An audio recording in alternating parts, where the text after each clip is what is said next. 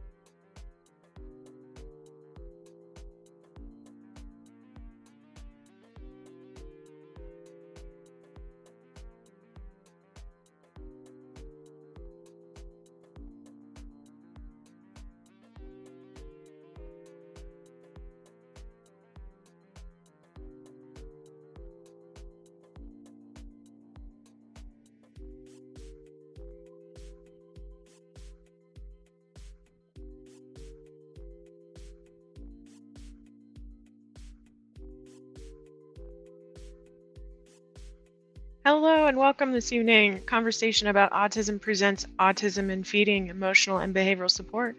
We'll begin at 7 p.m.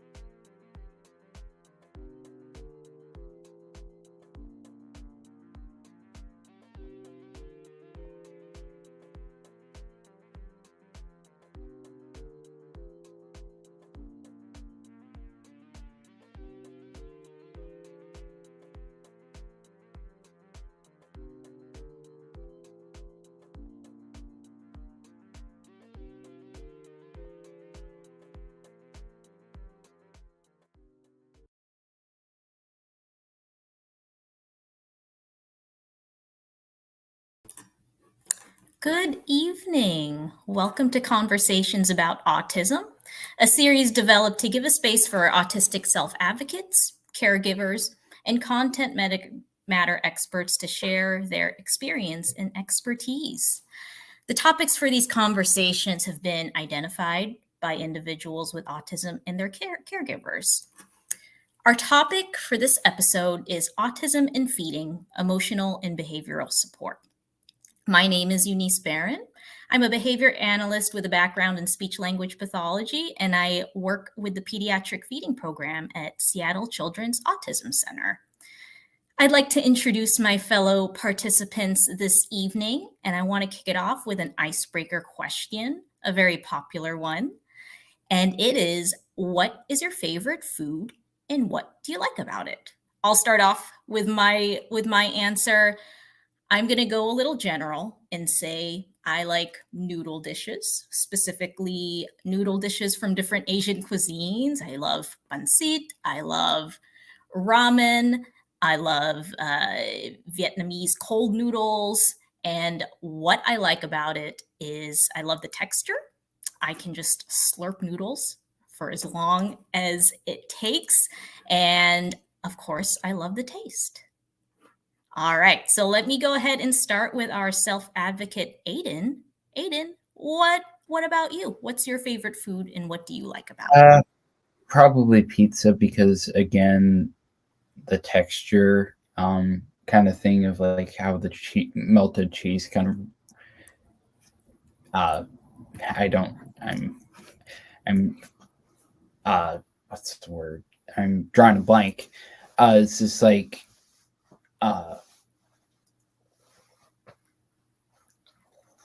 the melted cheese, the texture just tastes really good off the mouth and whatnot. So yeah, that's nice why I like pizza. Cool. Thanks, Aidan. What about you, Lisa? Well, I am originally from Maryland, and we have Chesapeake Bay crabs that you can get fresh and with Old Bay seasoning.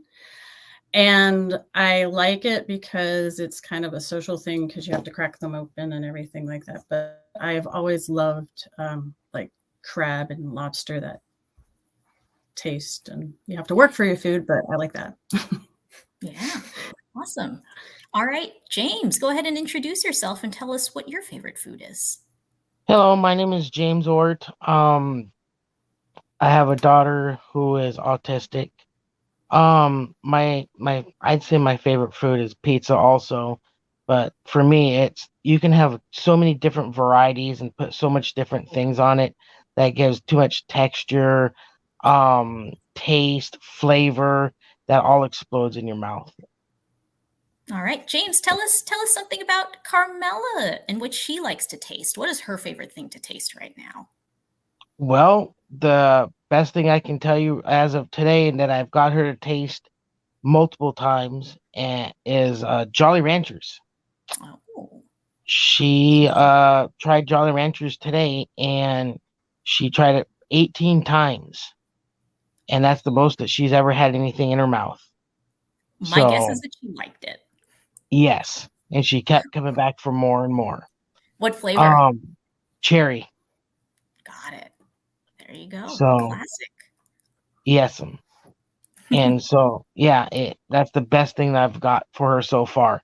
She has, in her younger years, have had, mini Starburst, and I think it's a mini, one of the other mini melts, and that she ate that perfectly. She just put that in her mouth and sucked on that until it just dissolved. So we've had that, but we haven't had that much success in a lot of things. Yeah. All right. Val, why don't you go ahead and go for it? Hello, my name is Valori Neiger, and I'm also a behavior analyst like Eunice, and had the privilege of working at the pediatric feeding program at the Children's Hospital for 7 years before moving my practice back to the broader community setting. So almost 2 years ago, where I continue to provide behavioral and feeding services to kids and families with autism. A particular interest to this group, because I'm so passionate about this topic, I write a blog for parents to provide free education to families of children with autism and picky eating. And I'm just really excited to be here and a part of the conversation tonight. So thanks for inviting me. Absolutely. My favorite food it has to be peanut butter. It's just such a comfort, and it's really a reliable standby. Just kind of always tastes the same. It's always like creamy and predictable, and is something that I ate a lot growing up and just continue to adore, I guess. All right. Thanks, Valori. Okay, and to those of you who are watching, please feel free to ask questions or leave comments in the chat. We have those questions looked at and passed on to us, and we'll answer them to the best extent we can. All right, to start our conversation about feeding specifically, my first question is for you, Aidan. What was your experience in learning that your eating was different? I would say, like, in my experience of what was different was I was just very, very picky, and I just I struggled very much with what I wanted, what I could not eat, and I just eventually kind of started to realize I need to start branching out because I'm just not going to be very healthy if I eat a certain way. So that was kind of my experience of like just trying new things to help me eat healthier and be healthier. Yeah. Do you feel that that was something you noticed on your own, or was it something that was pointed out to you by someone else? I would say personally both. That I was branching out. That I myself noticed I was branching out, and others pointed out I was branching out a little bit, and people started kind of applauding me for it, of which I appreciated. Yeah. But I would say it was kind of a matter of both things, of like people would point it out and I would notice it as well. Yeah. And so, Lisa, for your experience as Aidan's parent, give us a specific example of where you noticed that there were challenges in Aidan's eating. And first of all, Aidan, he has come a really, really long way, and with his eating. But we noticed probably when we started eating solid foods, he loved peanut butter, he loved certain things. But as he got older and be able to like advocate for himself, he got very rigid in what he would and would not eat, even down to brands of food or like what he would drink. He refused to drink water. And so like at that time, vitamin water fruit was the only thing that he would drink. So, I'd go through Fred Meyer and get like 36. I would just take the whole shelf and clear it off because of that. We knew that was what he would eat or drink. Because Aidan was diagnosed as being autistic a little bit older, we realized that some of that issue was because of him being neurodiverse. And again, I'm talking retrospectively, it was all new to us when my husband and I started. And so what we focused on first was more behavior, because we just needed to get him to eat. Otherwise his behavior would his maladaptive behavior would just, be off the charts. And so from Aidan's perspective, I think he realized when he needed to change. I mean, I don't want to speak for you, honey, but it was when he finally started to be able to self-regulate a little bit more. Then he was able to identify, oh, maybe I should eat different stuff. Yeah, that seems accurate. Yeah, thank you. So. All right. Well, thanks, Lisa. Okay. And James, different experience for you and your family and for Carmela. So give us a rundown of Carmela's feeding history and her journey in exploring oral eating. Oh, Jesus. So, we've had her for about 8 years. She's 10 years old now. She had a feeding tube placed into her about 3 months old, I believe, is what I was told. And ever since then, she's depending on that feeding tube. We've been to countless different agencies for feeding help, and with a little success to absolutely no success. And it first started out with chocolate pudding.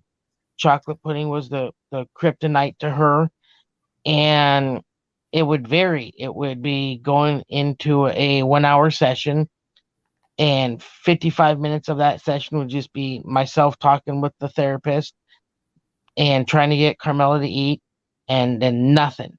Then after that, 5 minutes is like, okay, we got to go. Now we're starting to eat the chocolate pudding, and now we can't stop her. And she'd only do it for about 4 times, and that's it. Since then, we've been through Seattle Children's what is it? Seattle Children's feeding program, and she stayed there. She did that for about 2 weeks, and during that time, she just would not eat at all, and so she lost some weight, and so she had to stop going there.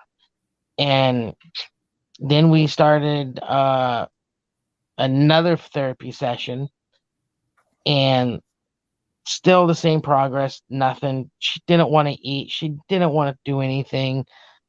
And so we did that for a while. Then we stopped, had a break.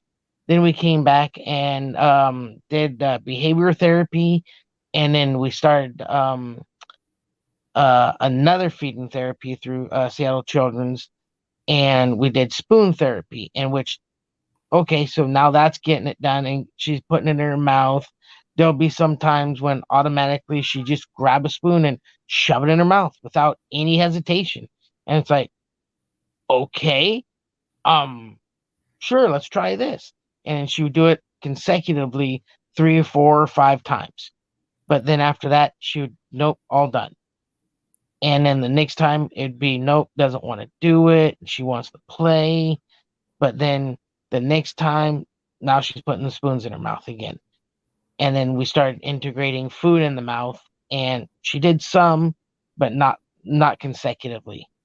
And I think that is the major problem that we're having right now, is the consecutiveness.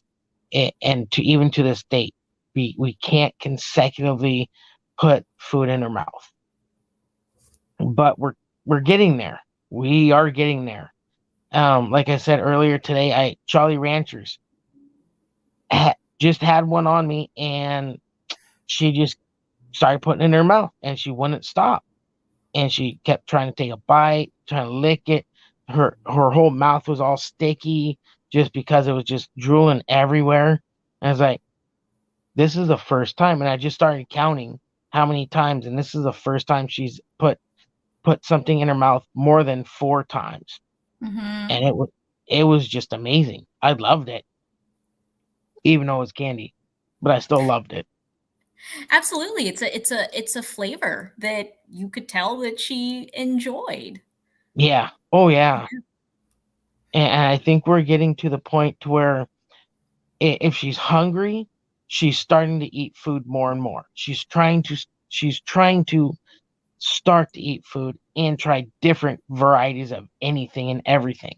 Mm-hmm. So we're getting to that point, and I think it's gonna be another 6 months to another year before we can have it consecutively in her mouth and keep going from there. So I'm very anxious on that. Yeah. All right.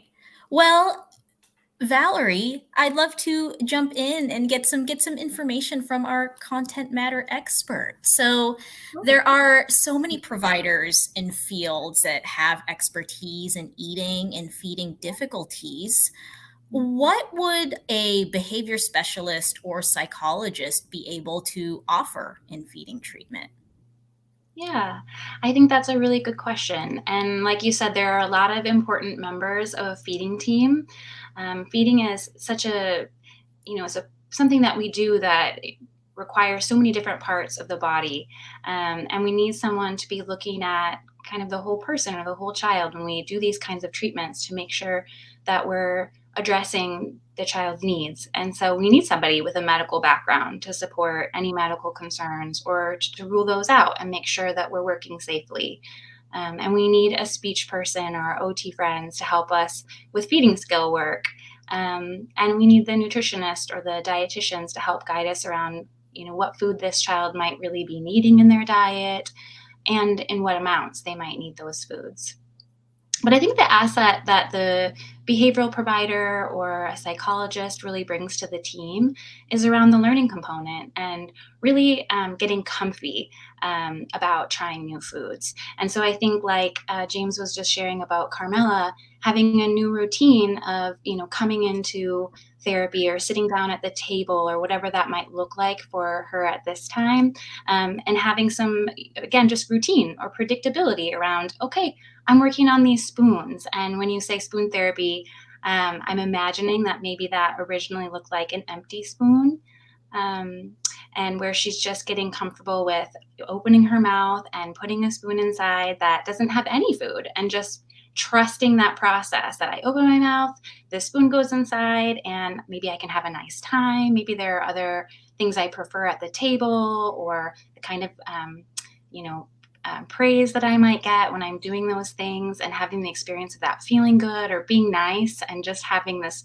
kind of new story that we're writing for her about what it means to eat or to come to the table or to work on eating.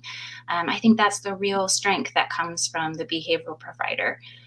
Kids can really feel big fears around trying new things. Eating can be really scary, especially if they might have a history of where eating didn't feel very good, or it made them sick, or maybe they were gagging because they have a lot of sensory issues around foods, the smell or the taste or the texture.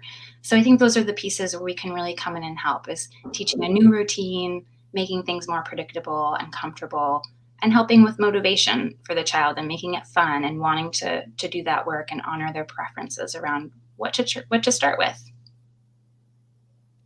So true. Yeah. James, I'm recalling pairing some fun during Carmela's eating routines. What are some of the extra things you brought in to just give her that piece of motivation to try the new scary thing? Are you talking about when we did it, or are we for right now? In general, when we did it, in the past before that, and right now. I'd love to know it all. So I've been her biggest cheerleader. Sorry. Oh, absolutely, James. I've been her biggest cheerleader since we've had her.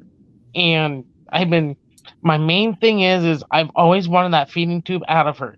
And I know it's not a magic wand issue, so that's one thing I've had to work with.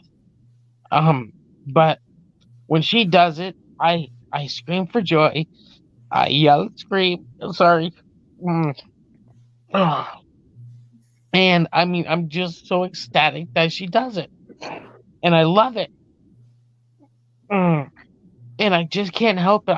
I just love that she tries. I love that she wants to explore. And I love that she's understanding that she needs to put the food in her mouth, and so that she can be healthy, and that she can try it, and she is willing to do it.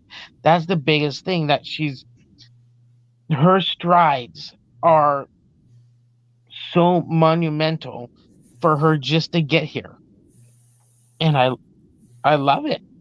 I just can't help it. I mean, it's just a wonderful feeling that she is ready to do it.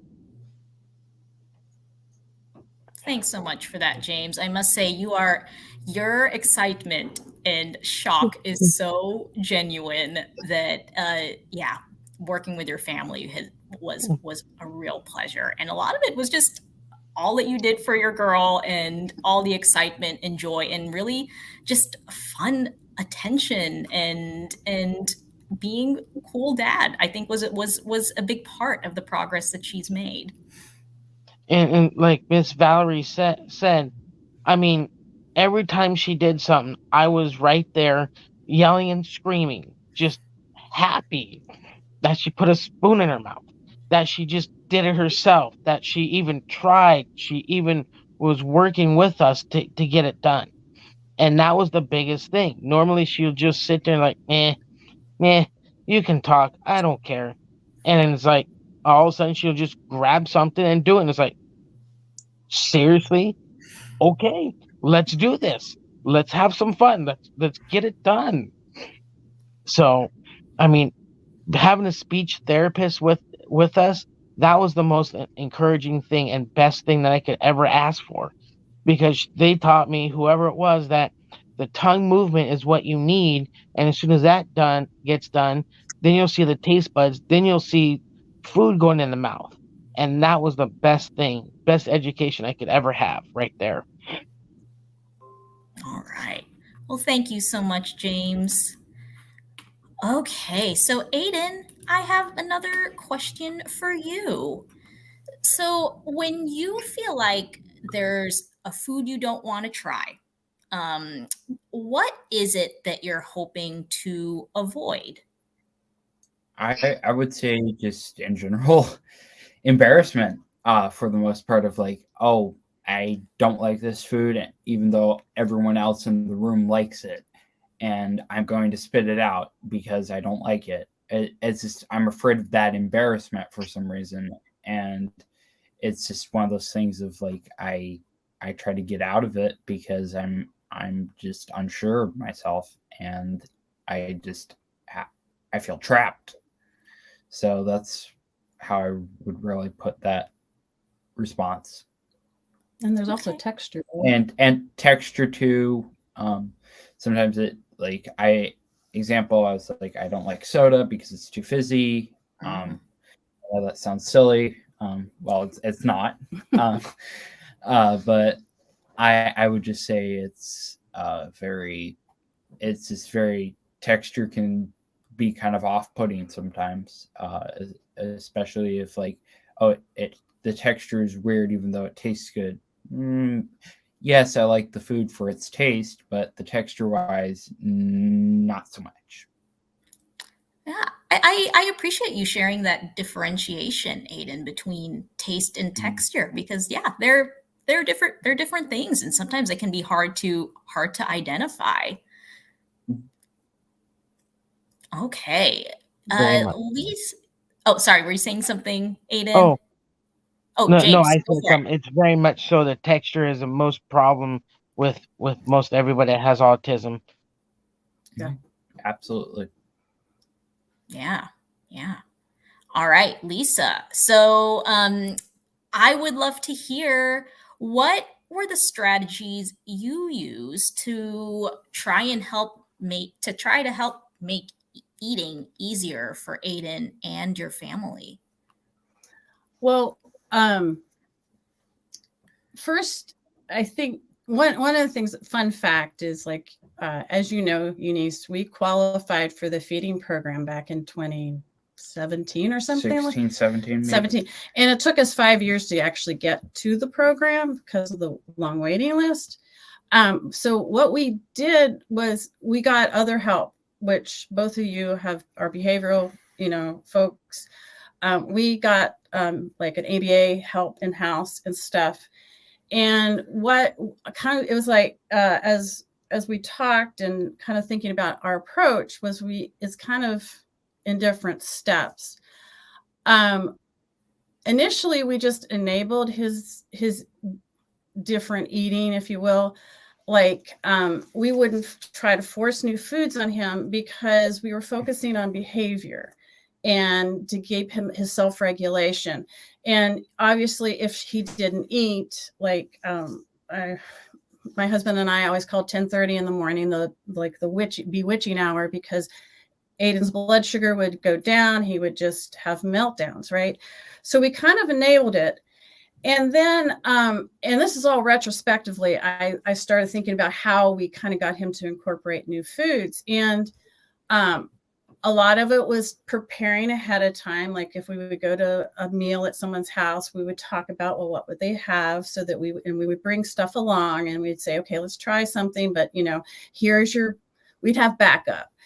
But I think one of the biggest things, and I don't think we purposely did it this way, but Aidan loves trains. We do a lot of like model railroading activities.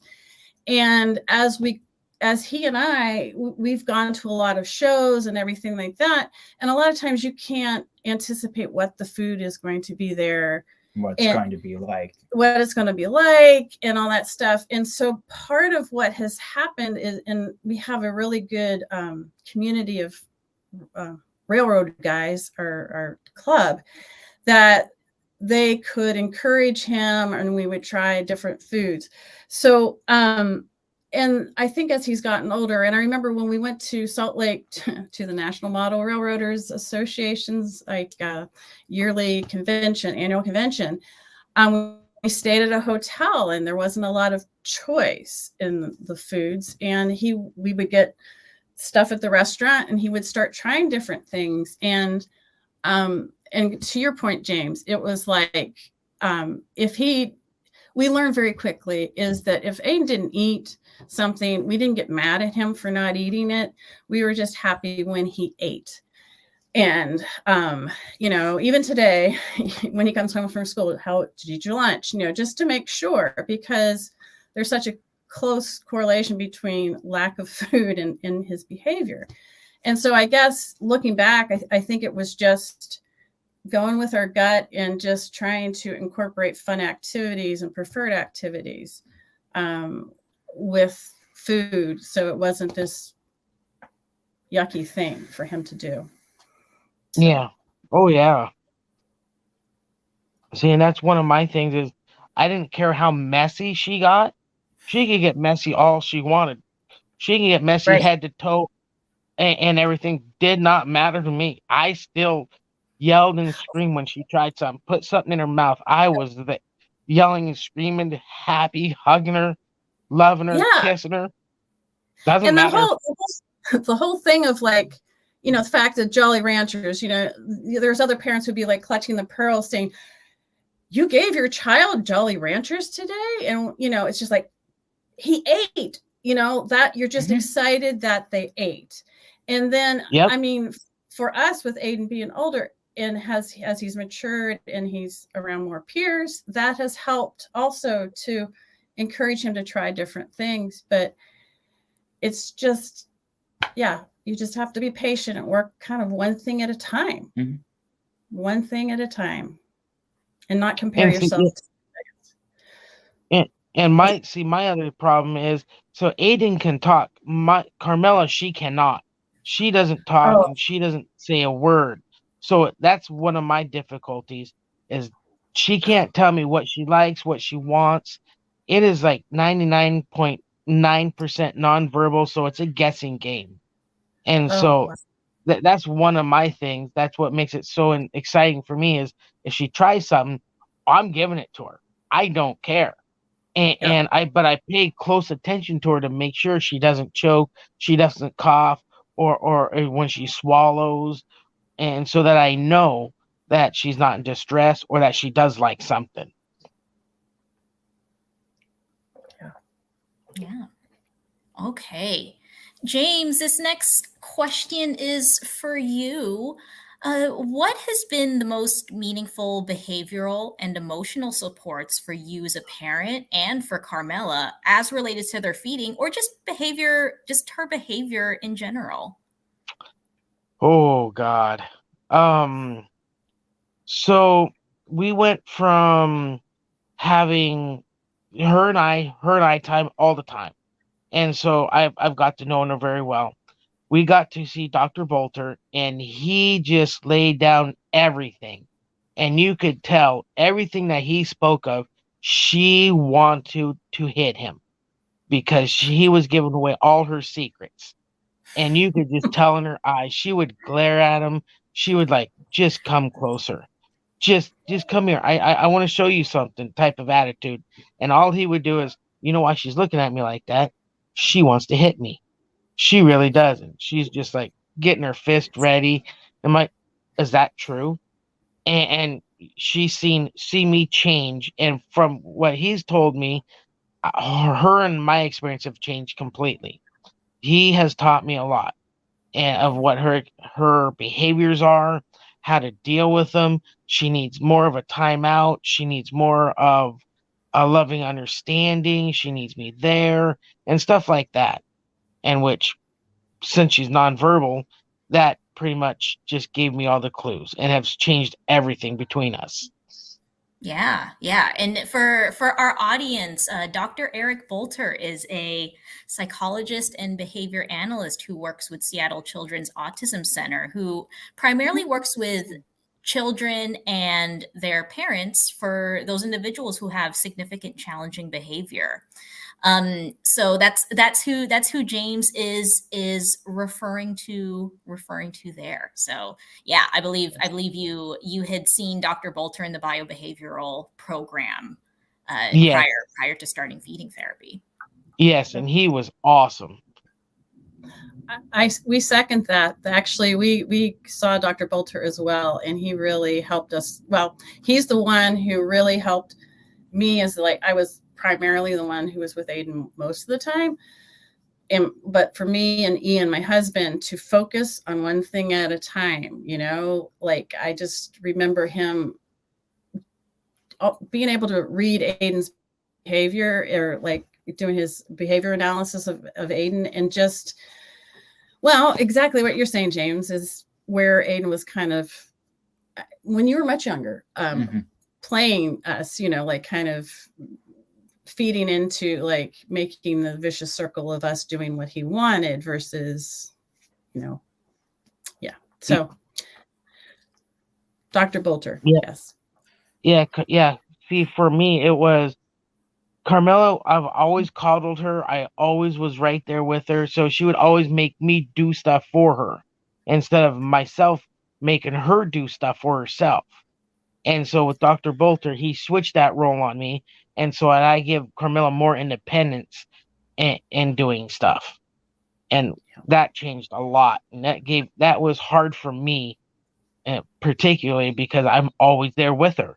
I'm 100% right there. And so it's like, no, I'll grab that. She can't do that. She can't. She's too small. She's too brittle. It's like, no. She can do it. Just let her do it. And yeah, ever since then, she's been doing everything. That's great to hear, James. Okay, Aidan, what's been the most and least helpful for you in making changes in your eating? The most helpful was definitely recommendations and just giving tips.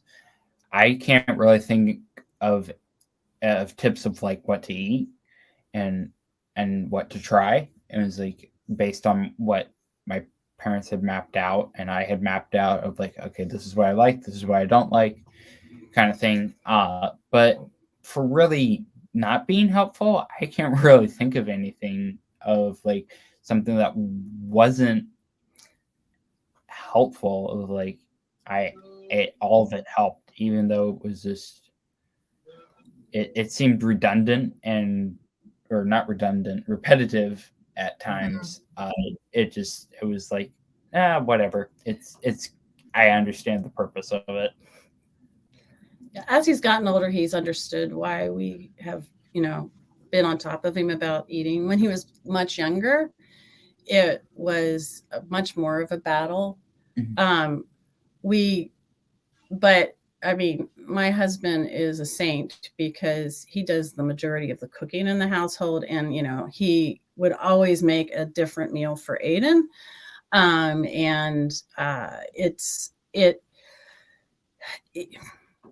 But we would sometimes put something on his plate to try, like, oh, here's a green bean, try the green bean. And, and if he tried it, great. If he didn't, great. The one blessing, this child has always liked steak.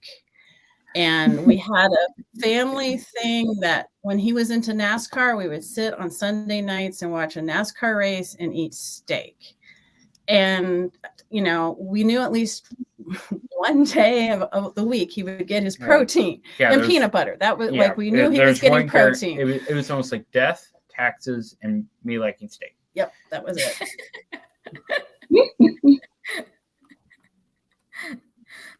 All right. Okay, Lisa, you had a fantastic question about texture. So we have Valori here to provide us with some expertise. So what's your question, Lisa? Well, because a lot of kids on the spectrum, the majority of their eating problems have to do with texture of the food. And I mean, even neurotypical folks have texture with food. But do you notice any trends of like, do kids especially kids on the autism spectrum, do they actually tend to grow out of it, or will the texture still always be something as an adult? And I don't know whether you have data from like to track or anything, but like I was just curious whether that would always be something that would be a challenge for Aidan. Yeah. I think for some kids that without treatment, they might, continue to dislike certain textures. But I've seen a lot of kids with treatment learn to eat and even really love to eat texture. So I think it's really possible to have success with introducing foods with different texture. And it's, something that I really love about what I do is seeing kids eat and enjoy the experience of trying something new. For some kids, that path in therapy is about some of the things we talked about earlier, making meal times predictable, about trying to put the child in the driver's seat by giving them a way to show us what their preferences are and to tell us the foods that they'd like to try, as well as guiding them along a path of doing things with food that is approachable for them and that doesn't, push them over the edge, but maybe gives them a little nudge in the direction of trying something new. And with time and practice, this, trying new things business can kind of become an old hat. And I really like the story you shared about when Aidan was younger and you would go to the hotel and bring things back from the restaurant, like giving him kind of like a whole buffet of things in this really comfortable and fun setting and saying, what looks good here to you? Like, what do you want to nibble on? Does anything seem interesting or approachable? And seeing what he could do with that. And it seems like something that you guys really found some success with. And I think that's, kind of one pathway for, that kind of assessing around preference, figuring out what are some things that my child might like to try or where can I begin? And then I think on the other hand, there are kids who maybe have some, really strong or maybe have more issues around skill. Their feeding skill is not where it would need to be in order to have certain textures. So maybe a child more like Carmela, where we maybe wouldn't be able to give her a steak right now because she's not up for it in terms of her skill level. She's never had, a piece of food in her mouth that requires her to chew and use a really strong chew nonetheless for like a grisly piece of meat. And so for that child, I think, some of the same things around introducing foods and having that, predictable routine around trying new things is really important. But also we do need that skill work. And again, using those speech and OT friends and our team to help us identify the things that this child needs to learn in terms of chewing or working their tongue, like you brought up before, James, or building the strength and endurance to eat those foods. And that we're going to build up to that over time. We're going to start with those, those empty spoons, and then we're going to work into maybe some purees, yogurt or applesauce. And then over time, get to a place as she's ready and as we see that it's safe to introduce those more challenging foods. And then at the end of all that, I think there's always going to be some foods or maybe a certain texture of a certain food that a child or an adult just isn't going to like. And that's okay, that we don't all have to like everything to have food variety or to have a healthy life. True. So true. Yeah. When you share that, Valori, that it brings to mind that, the reason that we work on, or families choose to work on feeding therapy, or why an individual wants to expand their eating, is really about helping to open up their world. It's not about necessarily changing what their preferences are or having to gear them in a certain direction. It's helping to give them the skill and the confidence to try something a little different, so that in hopes they find something that they like and something else that they're excited to eat. I think, go ahead, James. And just like Miss Lisa and Mr. Aidan said, the environment is also key too, because if they're not comfortable, they're not going to do it at all. They're going to refuse. And that's one of the issues that we're having too. Yeah. I just was going to piggyback off of what Eunice said about opening doors, because one of the things that I think I often ask families as they're maybe getting started in therapy, or as we're talking about what foods might we look at or what foods might we try to introduce, is thinking about, well, what are the things that maybe your child would like to do that are challenging to do right now because of what they'll eat. And so sometimes that might mean something like you guys shared before, is we want to go to this hotel setting, but we know that there's not a lot of foods from restaurants that my child will eat. So that really prevents our family from going to stay someplace in a hotel. Or our child we'd really like them to go to a birthday party, but we know that, that they're not into pizza and they don't like birthday cake. And so that feels really limiting, and they feels like they're kind of left out of some of those festivities when we do those things. So it'd be really nice if they would eat those foods. And that helps us develop a list for what foods we might start with in treatment, or try to get to as goals in treatment, for what would really help to open doors for that child, as if they could eat something from McDonald's or a restaurant that we could pick up when we're out of town, or if they can eat that pizza, then they can participate in more, sleepovers or play dates or birthday parties. Those are really important foods to work on for those reasons. That's why James, you have a, oh, I'm sorry. Go ahead, Lisa. Go for it. That's why I always make sure I know where the closest Subway or Mod Pizza is to wherever we're going, because that's always one place where Aidan will definitely always eat. Mm-hmm. Yeah, you plan around those favorites then. Yep. Yep. So true. Yeah. Val, with you sharing just the social aspect of eating, and how so much of eating is tied into community and the people you spend your time with. James, you have a big family. So tell us about how is Carmela? How does mealtime play into Carmela's life right now? So right now, as of today, what I started doing was, if the kids or the whole family is eating, she eats too. And then I also bring her up to the table or around the table, and I share some of the food that we have, and I give it to her to try. And it's pick and choose. And so we're going through that, but she does try some of it. She takes a bite from it, and she might take another bite, or she might just try it and then just tell me no. And it's like, okay, that's all I want. Just smell it, take a bite, lick it. That's all we want right now. Perfect. If you take a bite and you swallow it, I'm good with that. Thanks. I'll put that on the list. It was like, we'll try that again. Now when we go to restaurants and everything like that, we do the same thing. We tell somebody, no, she's a feeding tube, she doesn't need anything, and whatever we get a little plate, and we put something down for her, and she'll try it. The one thing that we're having problem is she likes to use her hands instead of just getting a utensil, and then she'll just pop it in her mouth, or she'll just push it off the floor. So that's one thing we're working on. Okay. All right. All right. So let's see. Aidan, this question is, I want to ask this question to everybody. But I want to start with you. So given what you've experienced with emotional or behavioral supports for feeding, what do you wish you could tell your past self? Young Aidan. That's a really good question.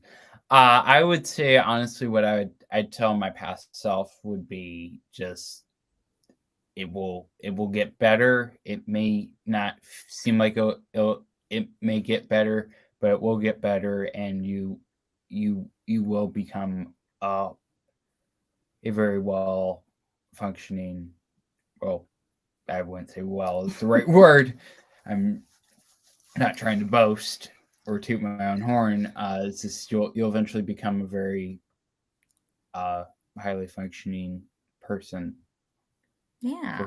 And as far as what has gotten better, what would you say is kind of the combination of you developing your own skill set and feeling more comfortable versus the environment you're in and the support of the people around you? Like what parts of those have made things better? What's made it better is just kind of the environment, getting more used to the environment. Excuse me. Of this environment I'm getting more familiar with. This environment I'm used to. This environment I'm getting more and more familiar with. And it's just kind of like juggling it of like, okay, it needs to be it needs to be certain environments that I'm comfortable eating certain things. All right. What about for you, Lisa, as a parent? What do you wish you could tell your past self? A lot. It will get better. That's one thing. You know, sometimes you can't see the forest because of the trees, and when you're in the midst of all, you know, the struggle of, you know, what can we eat, or oh my God, we're out of this food, you know, and or the store is out of your, you know, the brand of food that Aidan will eat, you know. I think telling them my past self, it's going to get better. The other thing, and this is something that, you know, we've kind of touched on as we've talked, is just kind of lowering my expectations, and not saying that he can't do something, but just, again, one thing at a time. And you know, what he eats is less important that he is eating and getting something in his body, like when we were first starting out, and not to be so hard on myself. And it's, you know, it's as a caregiver and a, you know, a parent, it's really, really hard not to judge yourself and saying there's something I'm doing wrong. You know, all these other parents can feed their kids or go out for sushi, and my kid will eat French fries. That's about it. You know, you feel there's something, like, what am I doing wrong? And just to, you know, just take it one day at a time. So. All right. What about for you, James? What do you wish you could tell your past self? Well, I would have to say patience, dedication, and none of it could be solved by a magic wand. You have to take the time and the dedication to keep plugging along, to keep trying, to keep and revolve around her, revolve around him, no matter who it is. Just keep going, keep trying, find somebody to help, educate you into doing this, and so they can give it to her. So I would have to say just time and dedication and education for me. Yep. Absolutely. It's in feeding treatment, there are so many things to address. Valori, I think you and I, as providers and working with families come to us sometimes with either just a couple goals or all the goals under the sun. So Valori, from your perspective as a provider, what advice do you give, or what are your initial, just very general recommendations you give to a family who has several things around feeding that they want to address? Yeah, that's a good question, is how to help families prioritize some of those goals. I think that part of that lies in looking to the team. You know, I think that this particular series has addressed in earlier weeks, you know, the medical component and the nutritional component, and thinking about the speech component and how those come to bear on feeding and that whole system. And I think that sometimes when there are, you know, like medical concerns on board, or the child has, you know, maybe we learn that the child has reflux, for example, that sometimes there are certain things that we learn through our initial assessment that helps us to make recommendations around how to prioritize. Because if that's the case, oh, there is reflux, or this child is really suffering with a lot of constipation, that those are some things that we do want to address right away, because those are things that are going to make the child uncomfortable while they're eating. You know, if I have reflux and I eat something and then I experience those symptoms, that's really uncomfortable. And that teaches the child this kind of yucky thing about eating, right? Is like, it doesn't feel good. It makes my body feel yucky.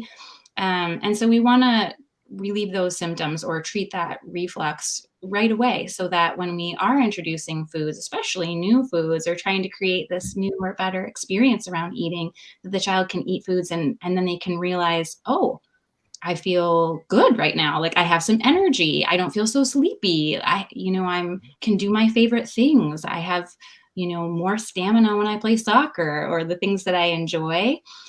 So I think sometimes just knowing more about the child can help inform what might be the priorities in terms of what to work on. And then I think after that, or in addition to that, just as important is what's most important to the family, to just look at, okay, it looks like you have a lot of goals. We've talked through what they are, and can you put these in order? Because, each family is different and individual, and knowing what's best for them really has to come from them. In order for me to be able to support where they want to go, I need to know what's most important to them. Thank you, Valori. Yeah, and I'm realizing that Valori, I feel like you and I can answer that question as well, is what could we tell our past selves as kind of single discipline behavioral providers? What can we tell our past selves when we're thinking about working on feeding? I know for me, having worked, my background is in home behavior therapy. And so if we have an adaptive skill goal around working in feeding, all I'm really looking at is from the behavioral perspective. And it was once I learned in using the expertise of my co-treat partners, of the registered dietitians, especially the nutrition piece and of course the medical and scale and oral motor piece as well, is that targeting something as complex as feeding without taking into consideration kind of the biological motivation around eating, and not just the simplicity of feeling hungry, but what is the just right amount hungry, and again using that information to prioritize where we want to start with feeding treatment. Yeah, I think I would agree with you. If I, to tell my younger self as a therapist, what I would really help me in my practice moving forward, I think it would be really learning about kind of the whole system of feeding, and to partner with other providers that are from different disciplines, and to learn from them and the way that they practice, and to just incorporate all of that in what I do with families, and keep listening to them and bringing them to the table and saying, can you come too and consult on this case? It's really helpful to have that whole team perspective. All right. Okay. I guess so. We have a few minutes left. Any closing thoughts from any of our participants here? I got one. Go for it. I would say no matter how frustrated you get, no matter how irritable or irritating you get, don't stop. Keep going. Don't stop trying. Take varieties of food. Try this, try that. Bring them to different environments, but also keep that one environment that they know that is special to them, that they feel comfortable in. And let them just do it themselves. Let them experience them themselves. Yep. All right. Anything from you, Lisa and Aidan? I got nothing. Well, I think I just just ask for help. I would actually agree with ask that. For help. You don't have to do it all, but that being said, just like James said, it's the effort that you put in. You may feel like you can't remember the last 5 years, but one day you'll look back and say, wow, it was really worth going to all those appointments. Oh, we didn't overthink feeding. We were very thoughtful about feeding. And I think that the more parents talk about that, to our peers who have, the neurodiverse children, it really would help you understand that, hey, I'm not alone, and this is worth making all this effort. So it's worth it. It really is. Okay. All right. Valori, any closing thoughts for you? I guess I might reiterate, from before what I said is that I think that, there is so much there. I think all these families tonight have expressed, there's so much challenge that can go into when our kids aren't eating well, and kind of stress around thinking, are they getting enough nutrition? Are they getting enough to fuel their body for school? Are they going to make it through the day? Are they going to have, a crash? That witching hour that you guys experienced for you, for Aidan. And I think that that there is hope for families, and that I think you guys are really brave to share your stories tonight with everyone here listening, and that it means a lot to know that there are families who have gone through the experiences that you are, and some of the successes that you've had, and also that it's a journey and something that you continue to work on. I think that like I also said before, I think with treatment that kids really can learn to try new things and to have better experiences with foods that are new to them, and can, learn to be brave, and that to just keep working on it, like the rest of you said, to have that hope and keep plugging along. Thanks so much, Valerie. And you had shared earlier that you have your own resource that I often refer to and share with families. Could you tell us what is your blog, and where can these families find this information? Oh, thank you very much. Well, you can find me at autismfeedingspecialist.com. That's the name of my blog, and that's where I just write information, free education for families with autism and picky eating. It's a passion project of mine. All right. Thanks so much, Valerie. And I want to give a special shout out to Love and Hope House that is listening from Uganda, Africa. So thank you so much for joining us this evening. I know. That's impressive. It is. Yeah, we would again love and Hope House.